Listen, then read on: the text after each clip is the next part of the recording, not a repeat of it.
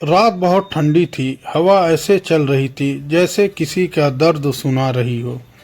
एक छोटी सी लड़की फटे हुए कपड़ों में सड़क किनारे बैठी रो रही थी। उसकी आंखों से आंसू गिर रहे थे, लेकिन वो किसी इंसान को नहीं पुकार रही थी। धीरे से उसने आसमान की तरफ देखा और कहा, या अल्लाह, सब छोड़कर चले गए, अब तू भी छोड़ देगा। और यहीं से उसकी कहानी शुरू होती है। उस लड़की का नाम आयशा था। आयशा बहुत गरीब थी, इतनी गरीब कि कई कई दिन खाना नहीं मिलता था। उसके अब्बू का इंतकाल तब हो गया था जब वो सिर्फ 8 साल की थी, और उसकी अम्मी बीमारी से धीरे धीरे कमज़ोर होती जा रही थी। घर क्या था, बस टूटी हुई झोपड़ी जिसमें हर बारिश में पानी अंदर आ जाता था। लेकिन आयशा के दिल में एक चीज़ बहुत मजबूत थी, अल्लाह पर यकीन। एक दिन उसकी अम्मी की तबीयत बहुत ज़्यादा ख़राब हो गई। आयशा दौड़ती हुई लोगों के पास गई, कृपया मेरी अम्मी को बचा लीजिए। लेकिन किसी ने दरवाज़ा नहीं खोला, किसी ने मदद नहीं की। कुछ लोगों ने तो उसे धक्का देकर भगा दिया। उस रात आयशा अपनी अम्मी के पास बैठी थी, उनका हाथ पकड़कर रो रही थी। अम्मी ने धीरे से कहा, बेटी, इंसानों से उम्मीद मत रखना, अल्लाह से रखना, वो कभी निराश नहीं करता। और फिर उनकी सांसें थम गई। अब आयशा बिल्कुल अकेली थी, न घर में कोई सहारा। लोगों ने उसे अपने घरों में काम के लिए बुलाया, लेकिन खाना भी पूरा नहीं देते थे। कभी कभी तो उसे बिना वजह डांटते मारते भी थे।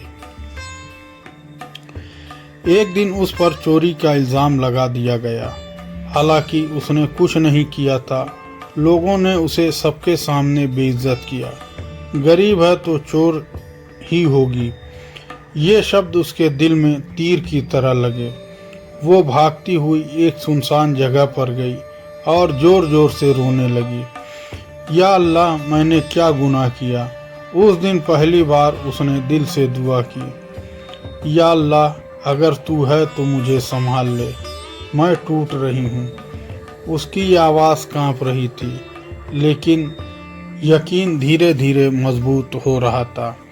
उस रात जब वो भूखी थी, ठंडी ज़मीन पर सो रही थी, अचानक किसी ने उसके पास एक रोटी रख दी और कोई दिखा भी नहीं। आयशा उठी, चारों तरफ देखा, कोई नहीं था। उसकी आंखों में आंसू आ गए और उसने धीरे से कहा, या अल्लाह, ये तू था ना। उस दिन से आयशा बदलने लगी। अब वो लोगों से नहीं, सिर्फ अल्लाह से उम्मीद रखती थी। लेकिन उसे नहीं पता था कि आगे उसकी ज़िंदगी में एक ऐसा इम्तिहान आने वाला है जो उसके सब्र को तोड़ सकता था। क्या आयशा अपना यकीन बचा पाएगी? क्या अल्लाह उसकी दुआ सुनेगा? कभी कभी अल्लाह हमें लोगों से दूर करता है ताकि हम सिर्फ उसी के करीब आ जाएं। रात फिर वही थी, ठंडी, खामोश और डरावनी।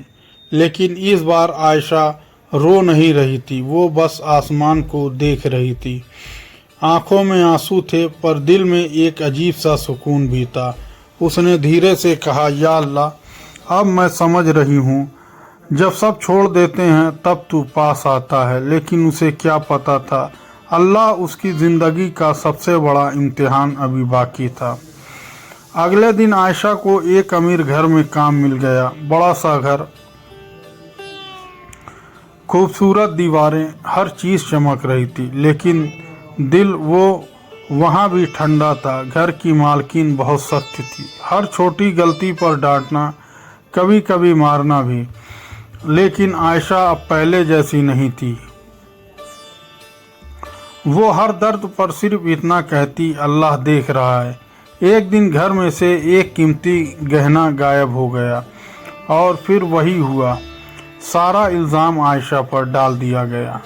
गरीब है, पहले भी चोर थी, यही ले गई होगी। आयशा के हाथ कांपने लगे, आंखों से आंसू बहने लगे। लेकिन इस बार उसने खुद को संभाला। उसने सिर्फ इतना कहा, मैंने नहीं लिया और मेरा अल्लाह जानता है। लेकिन इस बार मामला यहीं नहीं रुका। उसे कमरे में बंद कर दिया गया, भूखा रखा गया और कहा गया, जब तक सच नहीं बोलेगी बाहर नहीं निकलेगी। अंधेरा कमरा, भूख, प्यास और डर। वो कोने में बैठ गई और धीरे धीरे रोने लगी। या अल्लाह, अगर ये भी तेरी तरफ से है तो मुझे सब्र दे दे, मैं हारना नहीं चाहती। उसकी आवाज़ अब टूट चुकी थी, लेकिन यकीन वो पहले से ज़्यादा मजबूत था। उसने अपने कांपते हुए हाथ उठाए और कहा, या रब, अगर मैं सच्ची हूँ तो तू मेरी मदद कर, और अगर ये मेरा इम्तिहान है तो मुझे पास कर दे। उसी वक्त घर में हलचल मच गई। मालकिन की बेटी जोर जोर से रो रही थी, अम्मी, मुझे गहना मिल गया। सब लोग दौड़ कर आए और देखा वो गहना बेटी के अपने बैग में ही था। पूरा घर खामोश हो गया। मालकिन के हाथ कांपने लगे। उसे समझ नहीं आ रहा था कि वो क्या करे। कमरे का दरवाज़ा खोला गया। आयशा अभी भी कोने में बैठी थी, कमज़ोर, भूखी, लेकिन सब्र के साथ। मालकिन की आंखों में आंसू आ गए। हमें माफ़ कर दो, हमसे बहुत बड़ी गलती हो गई। लेकिन जो आयशा ने कहा उसने सबको हिला दिया।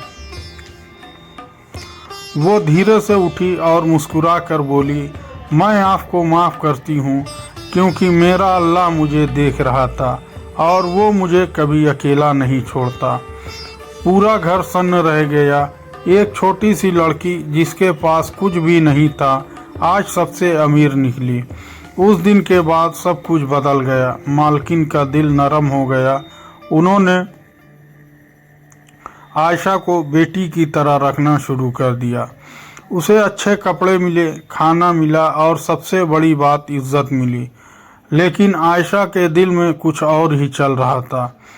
वो हर रात अल्लाह से बात करती, या अल्लाह, तूने मुझे गिरने नहीं दिया, अब मुझे ऐसा बना दे कि मैं दूसरों का सहारा बन सकूं।